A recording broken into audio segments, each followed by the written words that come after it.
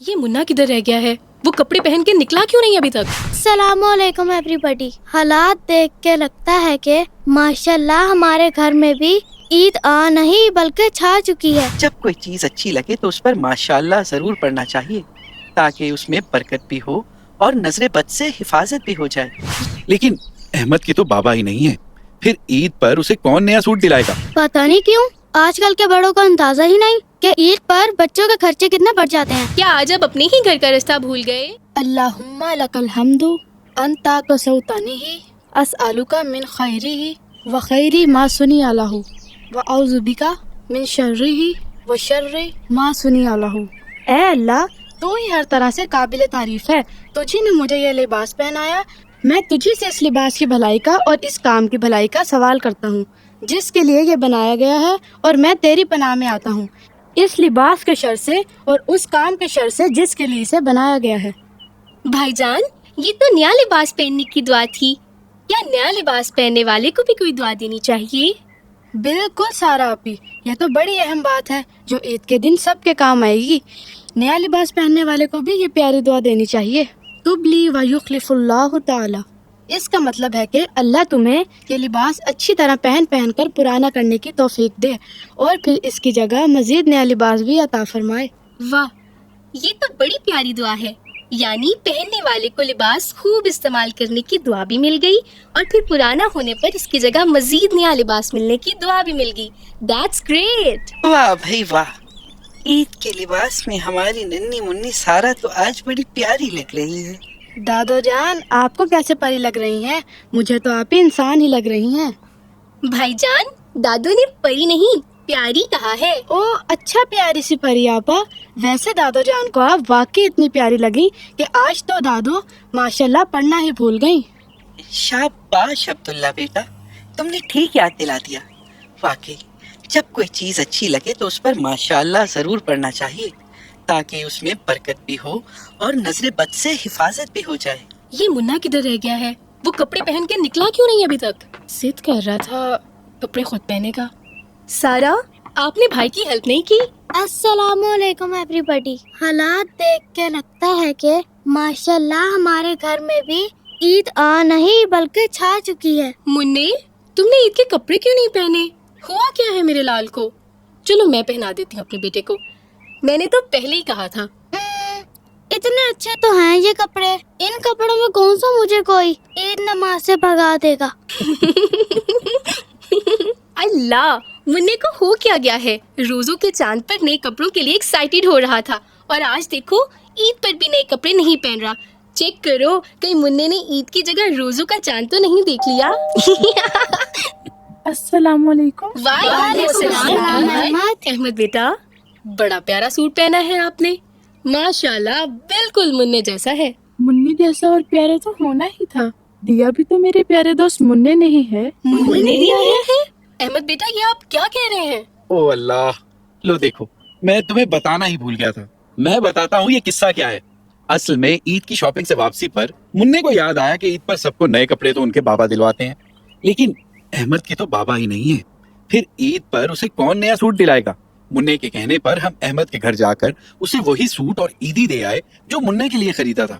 لیکن منی بیٹا، میں نے ویسا ہی دوسرا سوٹ لا کے تمہاری الماری میں رکھ دیا تھا. لیکن انکل، منی کے گفٹ کے بعد مجھے زمزم ٹرسٹ والوں کی طرف سے بھی گفٹ ہیمپر مل گیا تھا جس میں سوٹ، جوتے، عیدی اور بڑے پیارے گفٹ تھے. اب میرے پاس 2 سوٹ ہو گئے ہیں. میری تو موجیں لگ گئی ہیں. اچھا تو یہ بات ہے. واہ منی واہ، تم نے تو اثار اور ہمدردی کی بڑی اچھی مثال قائم کر دی ہے. مجھے خوشی ہے کہ میرے بھائی نے اتنا اچھا کام کیا. ویل ڈن منی، ویل ڈن. منی، تم نے تو بڑوں کو بھی عید منانے کا اصلی طریقہ سکھا دیا ہے. سوچنے کی بات تو یہ ہے کہ ایک مسلمان کی وہ عید کیسے ہو سکتی ہے جس کی خوشیوں میں مستحق لوگ، دوست، رشتہ دار اور ہمسائے شامل نہ ہوں. عید تو ہے ہی مل جل کے خوشیاں بانٹنے کا نام. کاش اس بچے کی طرح سب عید کی خوشیوں میں دوسروں کو شریک کرنے والے بن جائیں تو عید کے دن کوئی بھی بچہ خوشیوں سے محروم نہ رہے. سچ میں کتنا لکی ہوں کہ مجھے منی جیسے دوست اور اتنے اچھے ہمسائے ملے. آج عید ہے تو مجھے میرے بابا بہت یاد آ رہے ہیں. اللہ میرے بابا کو جنت میں خوش رکھے. سوچتا ہوں کہ آج جب سب اپنے اپنے بابا کے ساتھ عید کے لیے جائیں گے تو میں کس کے ساتھ گھومنے نکلوں گا.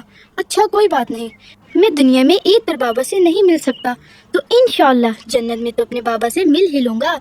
वहाँ मैं अपने बाबा से बहुत प्यार करूंगा।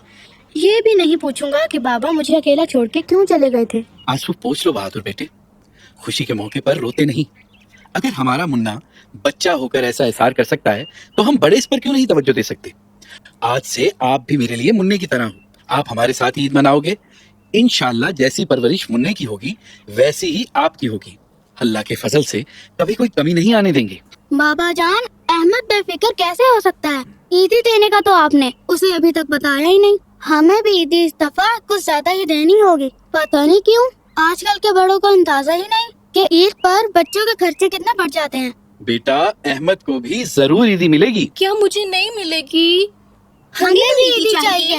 जरूर बेटा, सबको ईदी मिलेगी। लो भाई बच्चों, मुझसे तो अभी अपनी ईदी वसूल कर लो। अभी तो मम्मा और दादू से भी ईदी लेनी है। क्यों नहीं बेटा, मेरी और दादू की तरफ से भी अहमद समेत सबको ईदी मिलेगी इंशाल्लाह।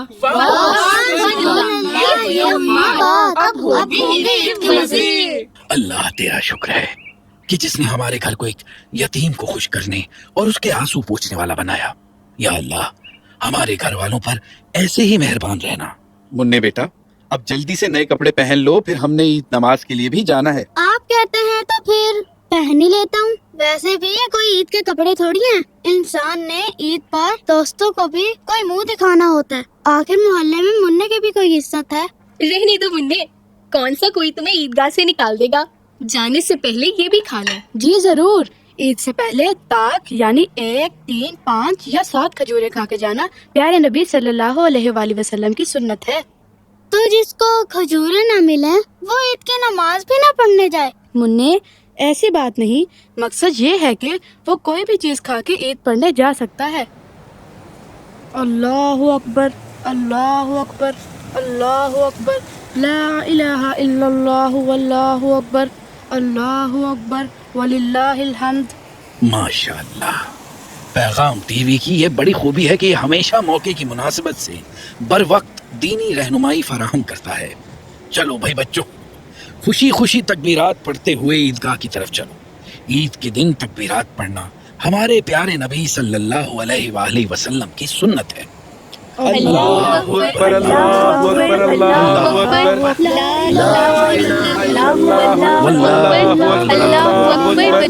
वलिल्लाहिल हम्द। और ये भी याद रखना कि शैतान आपको बहकाने के लिए आजाद हो चुका है, लेकिन आपने रमजान में तिलावत, तरावी, नमाज और जिक्र के जरिए अपना ईमान जितना मजबूत कर लिया है उतना ही शैतान कमजोर और जलील हो चुका है। देखो, अब फिर से अपना ईमान कमजोर करके शैतान को ताकतवर न कर लेना। और हाँ, शवाल के 6 रोजे रखकर साल भर के रोजों का सवाब हासिल करना भी मत भूलना।